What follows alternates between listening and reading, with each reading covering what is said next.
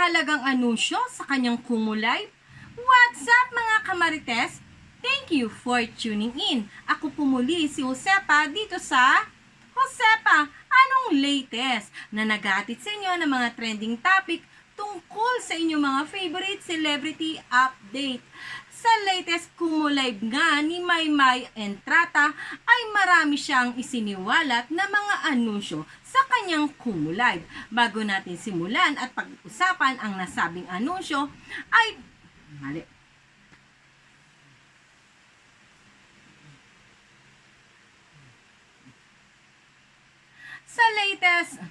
Sa latest Kumu Live nga ni Maymay Entrata ay ibinahagi niya ang kanyang mga activity ngayong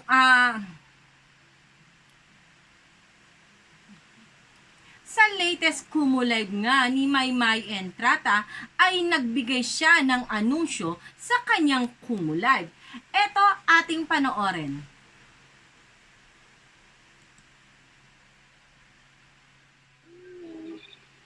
Congrats po sa atin. Ala, nilaway ko. Sorry po. Nasobra.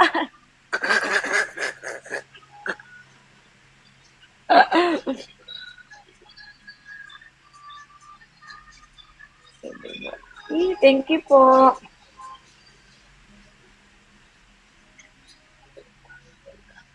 Ayan na, 50 na sila. Ay, 49 ulit. Nawala. Ayan, 51 na po. Ayan, hello po. Nandito, meron pa po taga Jensan. Hello po. Parang mag-mall show po yata kami sa Jensan. Po.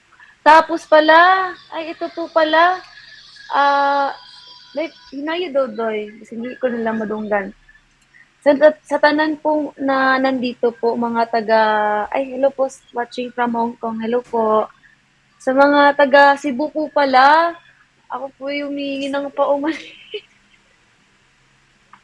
Ako po yung humingi ng paumanhin po kasi po hindi po pala tuloy po yung pagpunta namin sa Cebu. So, ang natuloy na lang po yung Bacolod na lang po na mga kasama ko po sila Charlie, si Angie, tsaka si Jameson po. Kaya kita-kits po tayo dyan. Bukas po na sa Robinson day, no? Bacolod. Daghan mang Robinson, asa kadapit dadto. O ayan mga kamarites, paalala po sa mga taga Cebu dyan, ayan, sa mga solid Maymay, solid Mayward, hindi na po makakarating si Maymay Entrata sa Cebu. Ayan po, nakakalungkot naman. Alam kong miss at sabik na mga kasolid natin dyan sa Cebu na makita itong si Maymay Entrata. Kaya lang sad to say, ay hindi na po matutuloy itong si Maymay Entrata sa Cebu.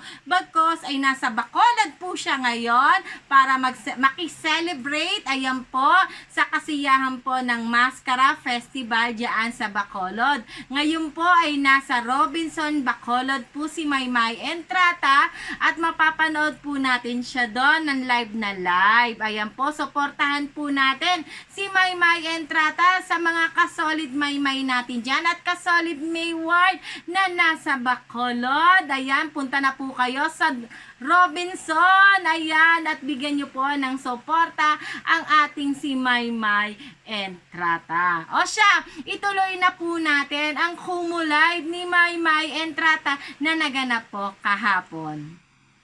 Basta meron man ako pinost po na poster. So, kita-kita po tayo bukas po, 5 p.m. po yun.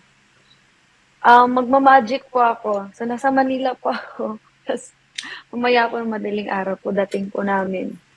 Mayong gabi. Wow, watching from New Jersey po. Hello po.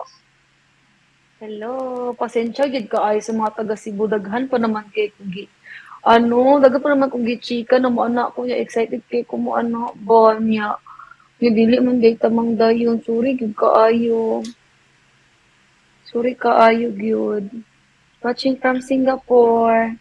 Okay? O, diba? Feel sorry talaga itong si Maymay Entrata sa mga supporter niya na nasa Cebu. Sad to say talaga. O, diba? Alam kong excited na mga taga Cebu dyan. Pero ayan po, kahit po si Maymay Entrata ay nalulungkot din po sa hindi sa hindi natuloy na show nila dyan sa Cebu this 24, diba? Kaya abangan na lang po natin ang mga susunod na activity ni Maymay Entrata kung saan po siya magpo-promote ng kanyang bagong single na Pwede Ba. O eto, ituloy na natin ang Kumu Live ni Maymay Entrata.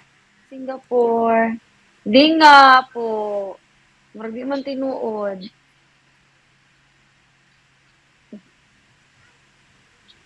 Sayang. Sino po yung nakapanood na po?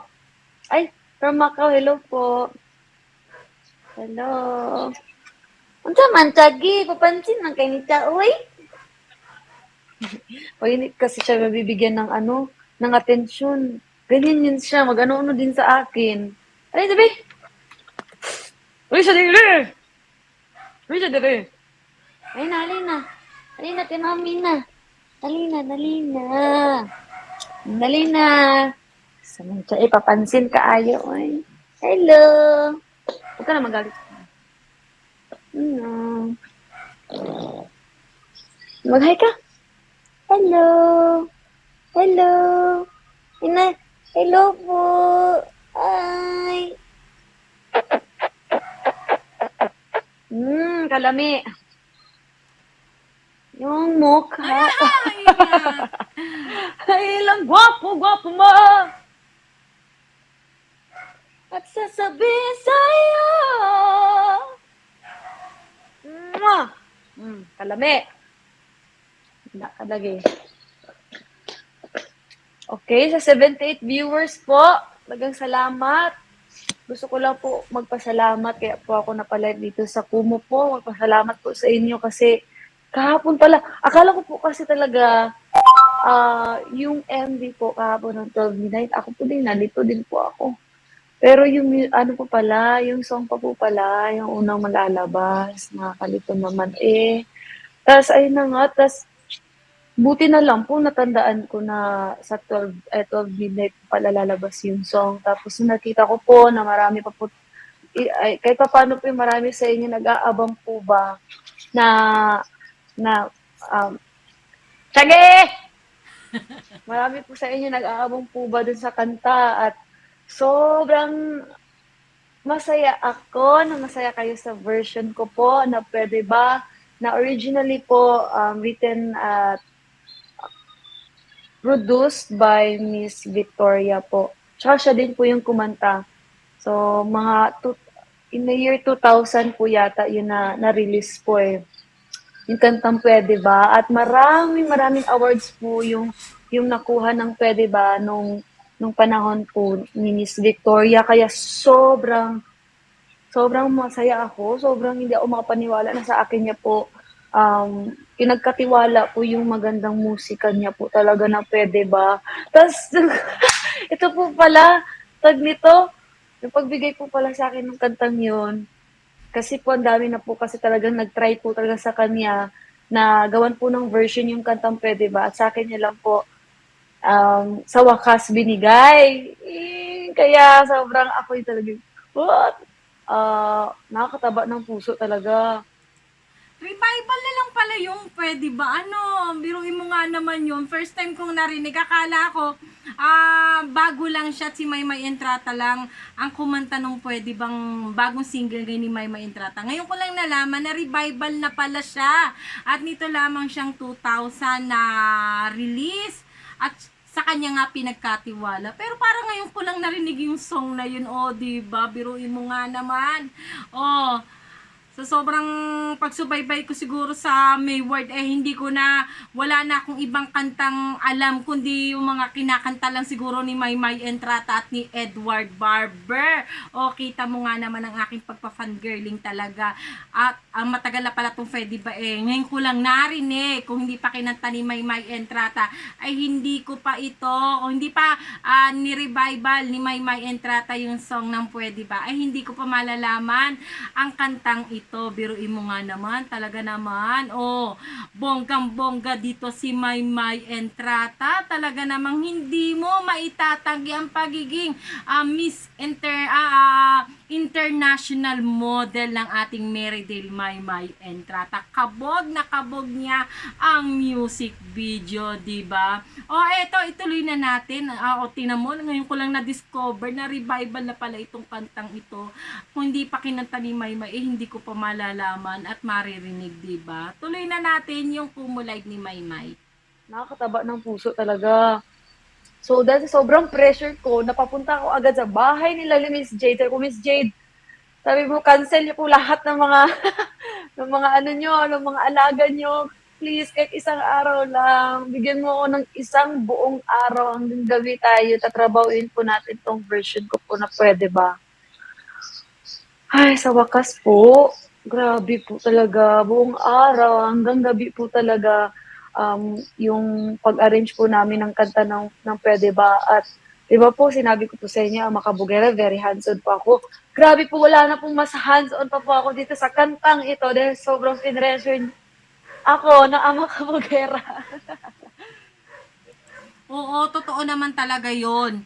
Dahil sa successful ng Ama Kabugera ay napakahirap sundan nito. Siyempre, di ba, pag successful ka sa single mo, lalo dito sa Ama Kabugera, parang nag-e-expect ang lahat na mas higitan mo pa ang Ama Kabugera sa susunod mong single. Kaya talaga ang pressure, damang-dama yan ni Maymay Entrata dahil mahirap lampasan ang kantang Ama Kabugera, diba? Dahil kahit ang mga taga ibang ibayo ay napapa-LSS na rin talaga namang sa Ama Kabugera na maging ang mga K-pop o biruin nyo nga naman talagang napapaindak sa Ama Kabugera ni Maymay Entrata. Kaya ang pressure at expectation ng mga tao sa bagong single ni Maymay Entrata ay sobrang nakakakaba at nakaka-nervyos, diba? Dahil syempre, i-expect ng lahat na mahigitan ang Ama Kabugera na talaga namang kinagat at patok na patok, hindi lang na mga CB, hindi lang namin mga solid, kundi ng lahat, international man ito, o diba talagang napapaindak sa Ama Kabugera. Kaya ang expectation dito sa bagong single ni Maymay Entrata ay talagang napakataas, o diba? O ituloy na natin ang Kumulay ni Maymay. As much as possible po, di ba po, maganda po yung, worth it at maganda yung mabuo po nating version po. Kasi, syempre, galing po kay Miss Victoria yun eh. Kaya masaya ako po talaga na nagustuhan niyo po yung kanta. Tapos lalo na po ngayon na lumabas na po yung MV from yung, gumawa po ng konsepto nito by chapters po. For sure naman po, kilala niyo naman po sila na sobrang galing nila. As in, as much as possible po kasi talaga, nag-focus po kami sa sa sayaw po para po ay masabayan po ng sambayanan.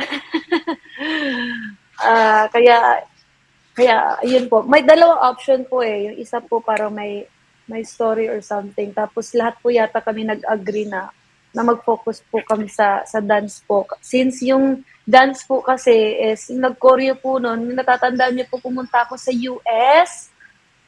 Yun po yun, si Sir Jonathan po yung gumawa ng Pwede Ba. Siya po yung nag-choreo po ng Pwede Ba. Para lang hindi po kayo malito, ang choreographer po ng Pwede Ba ay si Sir Jonathan.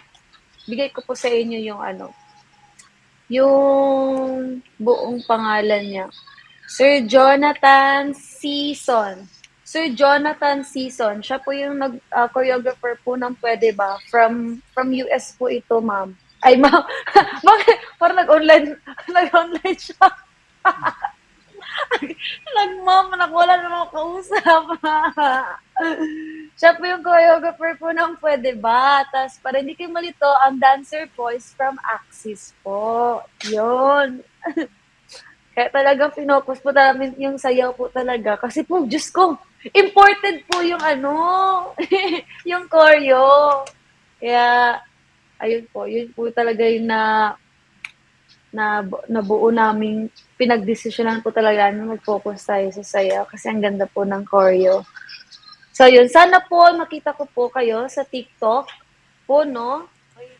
Pero in fairness, hindi lang sa Koryo nag-focus ang bagong single ni Maymay Entrata. Talaga namang ultimo mga aurahan at mga damit na sinuot ni Maymay Entrata talagang pinaghandaan at kabog na kabog talaga. Napakaganda ng aurahan dito ni Maymay Entrata na akala mo meron siyang fashion show, di ba? O bonggang-bongga, talagang pinakita niya ang kanyang kaseksihan sa music video na ito. Kaya sa mga hindi pa po nakakanood ng bagong single ni Maymay Entrata na pwede ba sa kanyang music video, ay panoorin niyo po ito sa Legit. Ayan, sa Legit po ng Star Pop, ABS-CBN sa site po ni Maymay Entrata. Pataasin po natin ang view ng bagong single at bagong music video ni Maymay Entrata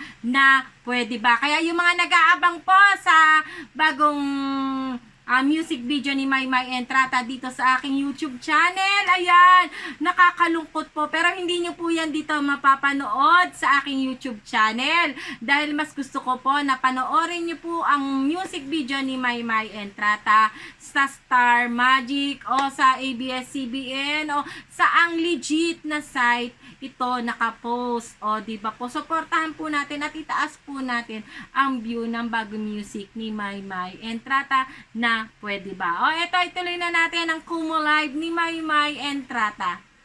Po, no? Makikita ko po kayo sa TikTok po, no? Dun sa magsasayaw po ng pwede ba. At i-repost po natin yes po, i-repost ko po yung mga sayaw nyo. Kaya ganda niyo po bongga niyo po Yun lang naman po. Ano pa ba dapat ko pasalamatan? Meron pa po eh. Ay, ito yung idol pick po pala. Eh, hindi, grabe. Kailan ko nga nalaman yun? Kahapon nanday, no? Kahapon po ako sinabihan ni Patricia. Sabi niya, kasi nung time na pinakita niya sa akin po na may votings po yung idol pick. Tapos sabi ko, hindi naman yung totoo yun, day. Baka i-choose lang yan, ha? Tapos sinabi niya, nanalo daw po tayo. Grabe kayo. Maraming salamat po. Ako nagulat na lang na nandun na po tayo sa Billboard ba yun, day?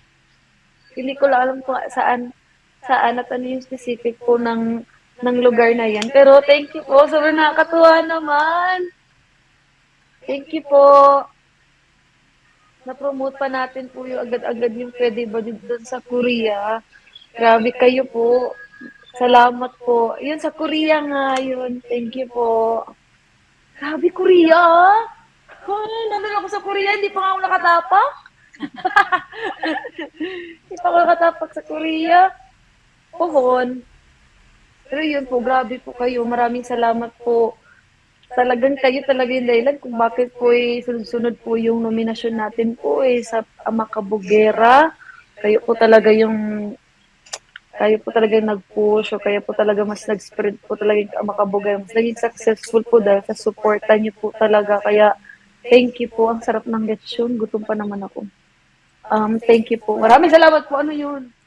O, diba? Talaga naman, kahit si Maymay Entrata ay nagugulat din sa mga successful at achievement na kanyang nararanasan, diba? Dahil sa pinagbubutihan mo ang bawat proyektong iyong natatanggap.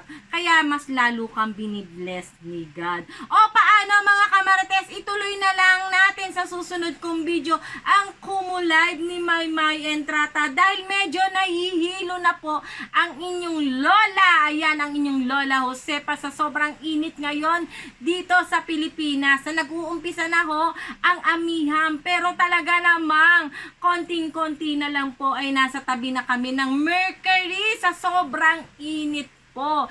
Nahihilo na po ako sa sobrang init kaya ituloy na lang po natin ang Kumu Live ni Maymay Entrata sa susunod kong video. O paano mga kamarites? Sa mga hindi pa po nakasubscribe dyan sa aking YouTube channel at gusto nyo pong maging updated, ayan dito kina Maymay Entrata, Edward Barber at sa Mayward ay huwag nyo pong kalimutang mag-subscribe, i-click ang bell button para lagi po kayong updated dito sa aking mga video.